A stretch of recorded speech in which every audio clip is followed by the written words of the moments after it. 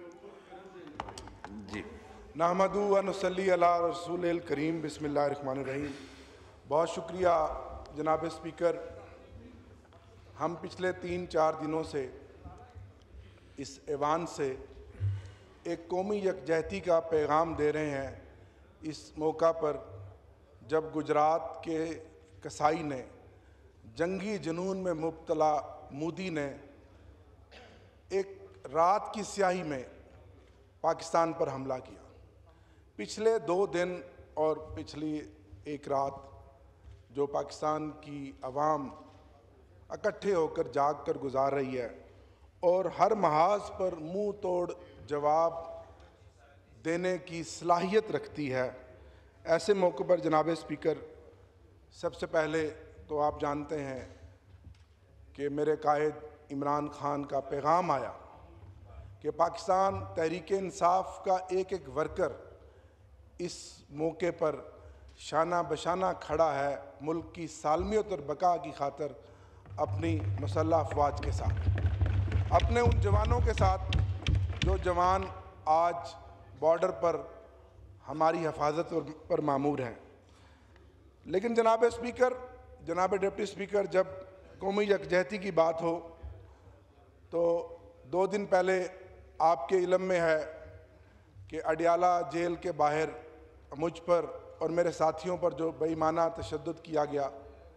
कल हमने ये मुद्दा रखा स्पीकर साहब के चैम्बर में, क्योंकि हम चाहते थे कि कल का दिन पाकिस्तान का दिन है और हम एक पैगाम यहाँ से दें प्राइम मिनिस्टर साहब की तकरीर के बाद कि हम सब इकट्ठे हैं, हम सब मुत्तहद हैं और हम मुत्तहद हैं और इकट्ठे हैं, अपनी अफवाज पाकिस्तान के शाना बशाना खड़े हैं। और मैं खराज तहसीन पेश करता हूँ कि जिस तरह हमारी स्पेशली एयरफोर्स ने दंदान शिकन जवाब दिया है, इसी तरह जनाब डिप्टी स्पीकर साहब, कल जब हम कौमी यकजहती की बात करते हैं, कल जब हम कौमी यकजहती की बात करते हैं तो कल आपने देखा कि एक और स्याह दिन था अदालती तारीख का। कल सिविलियन का मिलिट्री कोर्ट से ट्रायल हो सकता है, उस पर आईनी बेंच ने फैसला दिया। शेम। और ये कल से मैं इतना पिछले 2 दिनों से, जाहिर है दिल बहुत गम से चूर है, गमगीन है, लेकिन कल जो ये वाक़या हुआ, ये फ़ैसला आया, ऐसे मौके पर जब ये ऐवान, ये पार्लिमान इकट्ठे होकर एक मैसेज दे रहा है कि तमाम पार्लिमानी पार्टियां, पूरी कौम अक्रॉस दी बोर्ड इकट्ठी है, मैं समझता हूँ और ये एजाज़ भी पाकिस्तान को अब हासिल हो गया कि पाकिस्तान दुनिया का वाहिद मुल्क है जिसमें सिविलियन का मिलिट्री कोर्ट में ट्रायल हो सकता है। वाहिद मुल्क है दुनिया का। आज मैं रिकॉर्ड पे ये बात ला रहा हूँ, किसी दुनिया के मुल्क में ऐसा नहीं है। थर्ड वर्ल्ड कंट्रीज़ में भी, युगंडा जिसने हमारा ये आर्मी एक्ट जो 1911 का था, फिर 1967 में ये फ़ौजी हुकूमत में ये एक्ट बना, युगंडा ने भी 1997 में इसको ख़त्म कर दिया था। तो मैं इसकी मजम्मत करता हूँ।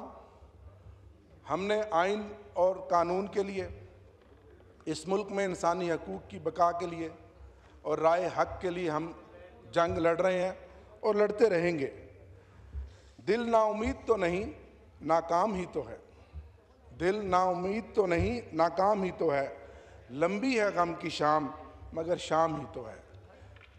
लंबी है गम की शाम मगर शाम ही तो है।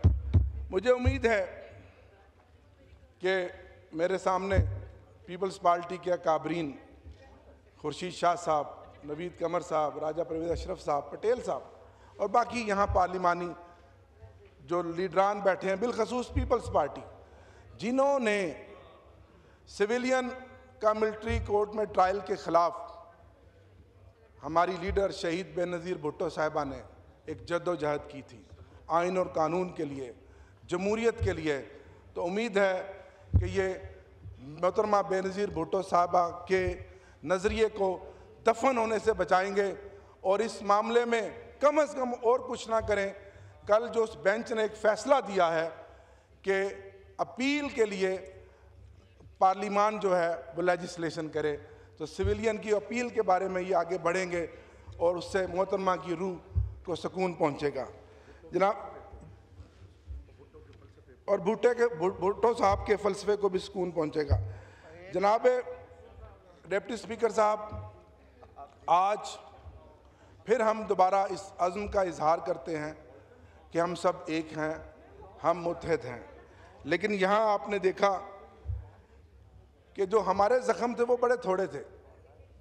हम खराज तहसीन पेश करते हैं उन 50 शहदा को, उन ज़ख्मियों को, और इंशाअल्लाह हम उनके खून के एक एक कतरे का हिसाब लेंगे, एक एक कतरे का हम हिसाब लेंगे। वो कहते हैं शहीद की जो मौत है वो कौम की हयात है, और मुझे उम्मीद है कि आइंदा भी हम हिंदुस्तान की हर जारियत का मुंह तोड़ जवाब देंगे। मैं यहाँ कल जो फ़ैसला आया उसमें 2 जजेस साहबान जिन्होंने इख्तलाफी नोट लिखा, और तारीख़ में हमेशा उनका नाम सुनहरी हरूफ में लिखा जाएगा, जस्टिस जमाल मंदोखेल साहब और जस्टिस नईम अफ़गान साहब, उनको खराज तहसीन पेश करता हूँ। ये इख्तलाफी नोट ही हमेशा तारीख़ के अंदर अमर हो जाते हैं, और इन दोनों जज साहबान का ताल्लुक़ एक छोटे सूबे से है, बलोचिस्तान से है, जहाँ एहसास महरूमियाँ हैं। और अफसोस जिस सूबे से मेरा ताल्लुक़ है वहाँ के लोग हमेशा हाशिया बरदार ठहरे, हमेशा महकूम ठहरे। अफसोस, मुझे बहुत अफसोस के साथ ही कहना पड़ रहा है। आखिर में जनाब डिप्टी स्पीकर साहब, आज अल-कादर ट्रस्ट का भी मुकदमा है हाई कोर्ट में, और वो मुकदमा आप जानते हैं जो मेरे लीडर इमरान खान साहब पर और मोहतरमा बुशरा बीबी साहबा पर झूठ पर मबनी बनाया गया, जिसमें 1 रुपये का नुकसान ना सरकार को हुआ और ना 1 रुपया इमरान खान और बुशरा बीबी साहिबा की जेब में गया। ये मुकदमात जो इमरान खान साहब पर बनाए गए हैं वो फेस कर रहे हैं, वो हक और सच की जंग लड़ रहे हैं, वो इस कौम की जंग लड़ रहे हैं। आज आप सिविलियन में ट्रायल करवा लें, आप जो मर्जी कर लें, इमरान खान तो आज एक नज़रिए का नाम है, और ये सब कुछ इसलिए हो रहा है कि इमरान खान को और तहरीक इंसाफ को दबाया जाए, उनको नीचे दिखाया जाए।